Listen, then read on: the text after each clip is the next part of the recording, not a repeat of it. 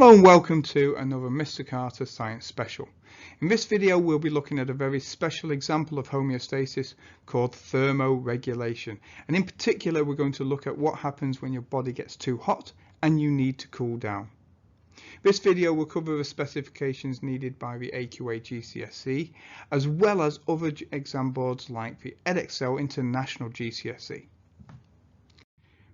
By the end of this video, you'll be able to describe the role of the skin in temperature regulation with reference to shivering and sweating and vasodilation.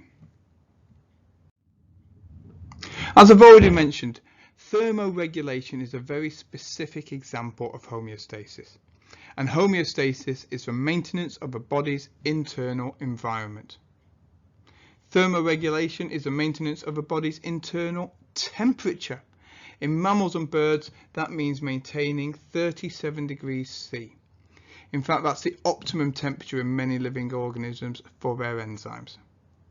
The control of your body temperature relies on the thermoregulatory centre in the hypothalamus of the brain, which is just here, just above the pituitary gland.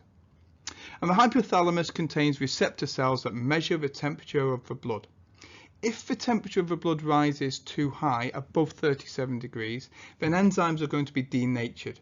Chemical reactions can't take place and the body's cells are going to die.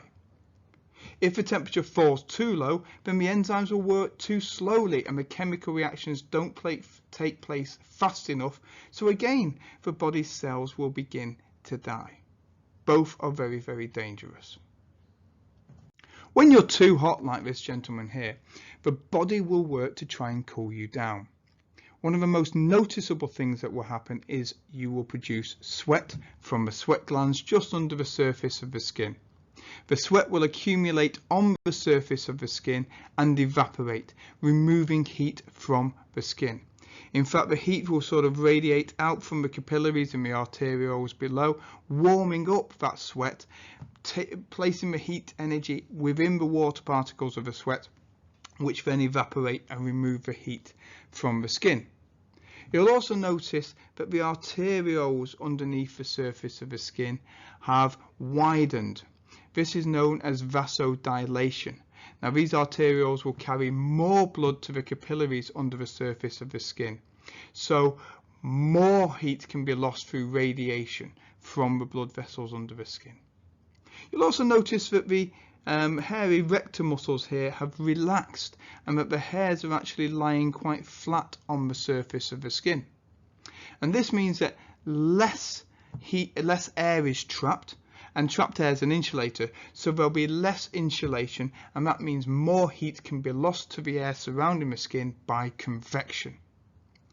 You'll also notice that there is no shivering. The muscles have stopped shivering, so the muscle cells will respire less and produce less heat energy, so there's less heat energy to remove to cool you down. Let's have a quick look at some exam questions on this. The diagram shows a sweat gland in a section of skin.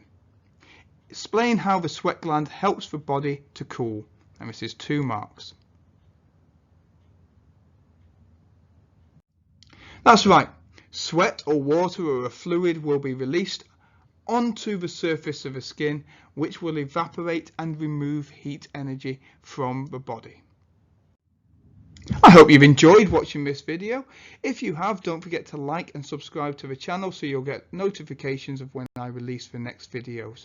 Please comment below in the comments to let me know what you've learned and what you've enjoyed from this video, and thank you very much for watching.